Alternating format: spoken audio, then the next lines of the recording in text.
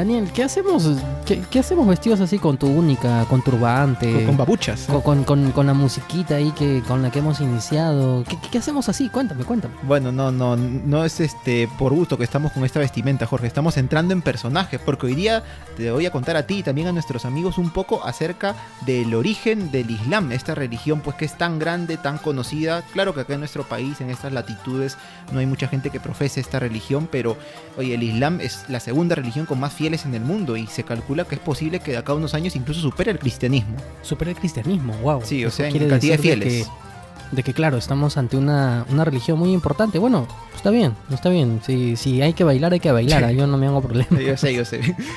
Bueno, sí. Pero de repente, Jorge, ¿qué viene a tu mente cuando se menciona pues el Islam, a los musulmanes? No sé, de repente algún tema histórico por ahí para poder empezar con este viaje imaginario que vamos a hacer. Bueno, lo primero que se me viene a la mente cuando se habla del Islam son los árabes, ¿no? Sí. Porque en mi mente, no sé, están relacionados Islam, árabes. Yo entiendo que el Islam aparece en un lugar que se llamó Arabia o la península arábica. Y también viene como tercer punto un señor que se llamó Mahoma. Sí, el profeta. Entonces, habría que ordenar, no sé si tú me ayudas a ordenar un poco las ideas, ¿no? Entre Islam, árabes, Mahoma. Claro. A ver, vamos a ver, te voy a contar un poco. En primer lugar, sí es cierto que uno relaciona estas dos palabras, ¿no? Árabes y musulmanes, pero debemos tener en cuenta que no es lo mismo. Los árabes son las personas que nacieron o son originarias de este lugar que es la península arábiga, la cual actualmente es ocupada en su mayor parte por un país llamado Arabia Saudita, que es muy conocido, ¿no? Y por otros tantos que son Bahrein, Qatar, donde supuestamente va a ser el próximo mundial y todos estos lugares. Y la mayoría de estas personas profesan la religión islámica o musulmana, pero en realidad musulmanes podemos encontrar tanto árabes, tanto latinoamericanos, norteafricanos, europeos. Esa es la diferencia principal. El término árabe viene sobre todo del lugar geográfico y el término musulmán es aquella persona que profesa esta religión. Eso como primer punto. Luego mencionaste también, Jorge, el tema de Mahoma. Y bueno, nos vamos ahí un poco al origen, en realidad, para conversar un poco acerca del origen pues, del Islam, ¿no? Esta religión tan interesante, en realidad, tan, dentro de todo, poco conocida en sus detalles aquí por nosotros. Mira, la península arábiga o Arabia, pues seguramente te imaginas un lugar lleno de desierto, con mucho calor, solamente arena, por ahí una que otra palmerita, el oasis, pero un territorio muy duro.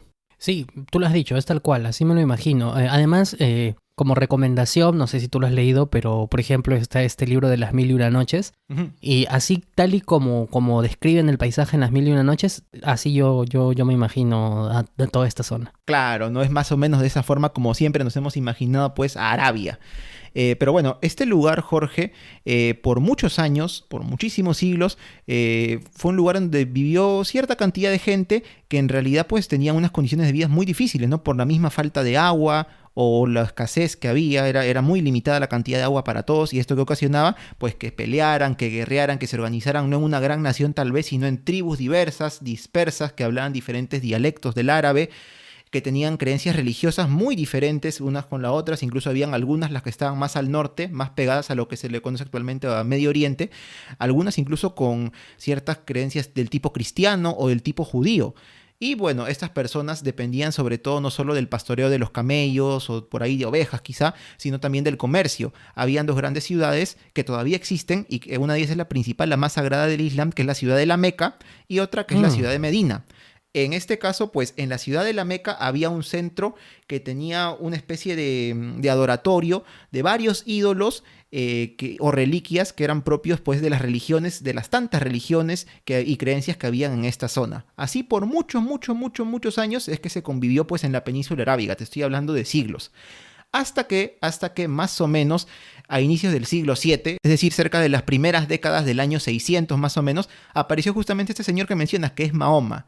¿Quién fue Mahoma? Mahoma fue una persona que digamos que tuvo una existencia común y corriente, la de cualquier persona que vivía en Arabia en aquella época, hasta que tuvo más o menos 40 o 50 años. ¿Qué pasó entonces? Según él, contó que se le apareció nada más y nada menos que el arcángel Gabriel. Es decir, te suena seguramente. ¿El arcángel Gabriel? ¿Qué hacía el arcángel Gabriel por el desierto de Arabia? Bueno, Mahoma comenta que se le apareció y le trajo una revelación, ¿no? Que él era el elegido para poder predicar la palabra de Dios, y es así como Mahoma empezó pues a predicar todo esto, que poco a poco también fue recopilándose ya tiempo después en este libro sagrado de los musulmanes, que es el Corán.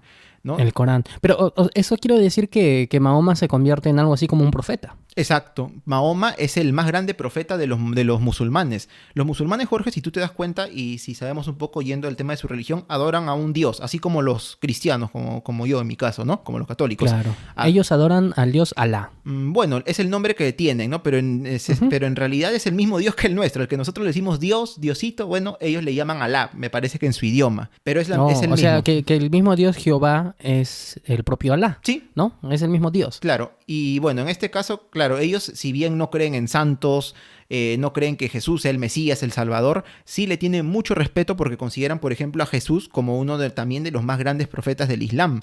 Si tú lees información acerca de él, ellos ponen, ¿no? Jesús, escriben o hablan, que la paz sea con él, lo veneran mucho. Claro que no tanto como Mahoma, porque para ellos Mahoma era el principal y es el principal de sus profetas, ¿no? Pero bueno, es así que Mahoma empieza pues a predicar pues esta nueva fe que según él le había sido revelada, y claro que no todos empezaron a adherirse a él, ¿no? Incluso algunos lo miraban un poco mal, ¿no? Este pata está medio Coca-Cola, ¿no? ¿De dónde está sacando estas cosas?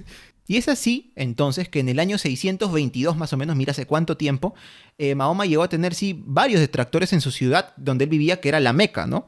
Y tanto así que él tiene que huir desde la Meca hacia la ciudad de Medina, en un viaje que se le conoce como la Égira, ¿no? O la huida. Mahoma, como te digo, tuvo que escapar porque al parecer, pues, algunas personas no lo querían mucho acá, ¿no? Sobre todo, ¿por qué? Porque él quería implantar esta religión que es monoteísta, es decir, de un solo Dios, y esto, pues, no les convenía a muchas personas dedicadas al comercio que su vida se basaba ¿en qué? En que muchos peregrinos venían a la Meca para adorar en este santuario que habíamos mencionado, donde había muchos ídolos, muchas reliquias de diferentes creencias y divinidades. Bueno, ellos decían, oye, si acá este pata nos va a venir a imponer una religión de un solo Dios, ahora ¿quién va a venir acá? Nadie va a venir, no vamos a tener ingresos, hay que sacarlo inmediatamente, ¿no? Y es por eso que Mahoma finalmente huye pues a la ciudad de Medina. Y se gana muchos enemigos entonces en esta huida. Pero lo que me llama la atención, Daniel, es que, claro, hasta aquí parece que claro, Mahoma funda la nueva religión, pareciera que tiene algunos seguidores, pero en realidad tiene muchos detractores. Pero lo que me sorprende es que años después, revisando un poco los mapas, aquí estaba revisando mientras nos estabas contando, es que yo veo que al final el Islam se expandió no solamente en la península arábica, sino que llegó hasta España. ¿Cómo es eso posible? ¿Qué pasó en tan poco tiempo? Bueno, lo que pasa es que al parecer en Medina, en la ciudad de Medina, Mahoma sí logró tener una mejor relación con las personas y logró hacer muchos adeptos, tanto que él regresó ya tiempo después, años después, a la Meca y finalmente hubo una guerra con la gente de allí y finalmente él salió triunfante y pudo imponer pues su religión a muchas de estas personas que vivían en este lugar. Mahoma murió, te comento, en el año 632, pero en muy poco tiempo, en menos de 10 años, como mencionas, el Islam, en este caso los descendientes de Mahoma y sus seguidores, formaron una especie de nación o de imperio que fue expandiéndose tanto que, como te digo, en menos de 10 años después que murió Mahoma ya habían conquistado gran parte de Arabia, habían conquistado todo lo que es Medio Oriente, todo lo que es Siria, creo que también parte de Egipto. Entonces el Islam con esta expansión pues, de territorio fue también expandiéndose pues, la creencia, ¿no? Tanto así que ya cerca de los primeros años del siglo VIII, o sea, del año 700, un poco más allá, el Islam pues logra cruzar hacia Europa. Empieza a expandirse ¿por dónde? Por lo que actualmente conocemos como España y Portugal, que en aquella época estaba dominada por los visigodos. Y te comento, Jorge, que el Islam sube tanto, que llega incluso a lo que actualmente es Francia. Finalmente los musulmanes son detenidos en su avance en las batallas de Tours y de Poitiers, que son dos ciudades que están en Francia, nada más y nada menos que por Carlos Martel. ¿Quién fue Carlos Martel? No fue el jugador de Alianza Martel, no, sino el abuelo de Carlomagno, ¿no? Claro, que fue uno de los más grandes emperadores, ¿no? De la Edad Media. Sí, pero eso ya lo dejamos para más adelante porque de Carlomagno, obviamente que él va a tener vamos a hacer una visita ahí por Europa. Le vamos a caer a la hora de almuerzo, sí. Le vamos a caer los stalkers a la hora del almuerzo a Carlomagno. Pero bueno, más o menos me queda claro entonces de la gran expansión que llegan a tener, que llega a tener el Islam, pero ya no solamente como religión, porque digamos que la religión es la base número uno para la organización que tienen, pero a partir de este momento y de la muerte también de Mahoma se empiezan a organizar en califatos. Incluso los primeros califas a la muerte de Mahoma son sus familiares. El primero que le sucede, no como profeta, pero sí como califa, es su suegro, y luego creo que viene su cuñado y por ahí algunos familiares más, hasta que después, cuando ya no hay nadie que pueda suceder este califato, porque ya los años van pasando, lo que se tiene es no sé si llamarlo dinastía, pero el califato omeya, ¿no? Que son ellos al final los responsables de terminar y consolidar toda la expansión que se tuvo incluso hasta Europa, pero además se lograron conquistar Tierra Santa. Claro, sí, es por eso que actualmente en toda esta zona, norte de África, Tierra Santa o Medio Oriente, Turquía, toda la zona de la Mesopotamia antigua, que es Irak, Irán, todos estos países, pues como te das cuenta, la gran mayoría de sus habitantes profesan la religión musulmana. Ahora mencionaste justamente, Jorge, esta sucesión que tuvo Mahoma, ¿no? De alguno de sus familiares. Hubo disputas entre ellos, ¿no? Algunos decían, no, tiene que ser sucesor me parece que su suegro de Mahoma, no, otros decían que su yerno. Y hubo esta disputa que hizo que con el tiempo el Islam se dividiera en diferentes ramas, así como de repente el cristianismo se dividió en catolicismo ortodoxo, protestantes, evangélicos, qué sé yo.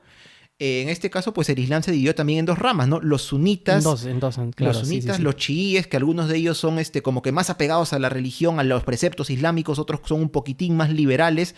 Y al igual que el cristianismo, ¿no? Se dividieron en dos ramas. Pero acá nos damos cuenta, pues, lo interesante, Jorge, que fue la historia, que es la historia del Islam y cómo es que surgió y se fue expandiendo en tan poco tiempo, tanto que en este tiempo tan breve, pues, llegó a consolidarse y de tal manera que en la actualidad, pues, es la segunda religión del mundo ahí pisándole los talones en cantidad de fieles al cristianismo. Así es, la verdad es que es súper interesante cómo es que se desarrolla el Islam y la importancia además de estudiarlo justo en esta época, porque estamos en una época en la que en Europa se estaba viviendo plena Edad Media, en pleno feudalismo. Bueno, pues ahí nada más también, iniciando esa etapa, ya el Islam empezó a expandirse por toda esta zona hasta llegar a Europa. Así que a mí me pareció súper interesante. Lo que me queda la duda, Daniel, y mientras el Islam se iba expandiendo, ¿qué era del cristianismo en ese entonces? No sé, yo pienso que de repente esa pregunta la podemos solucionar la próxima semana. ¿Qué te parece? Me parece excelente, porque ahí en ese cruce de Islam y cristianismo, ese encuentro que va a haber, va a ocurrir algo muy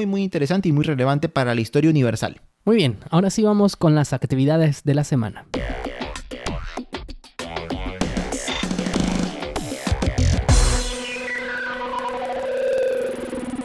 Primera actividad.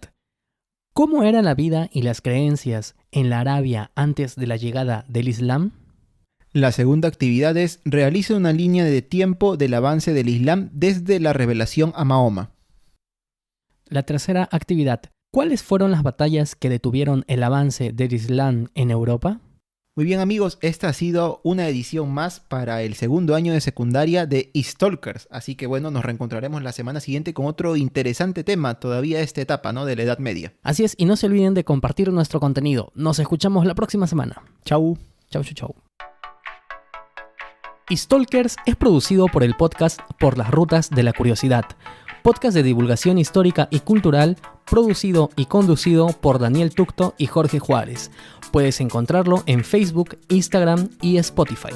Si eres profesor o padre de familia y quieres comunicarte con nosotros, puedes escribirnos a stalkers@gmail.com. Y si te gustó el contenido, no dudes en compartirlo.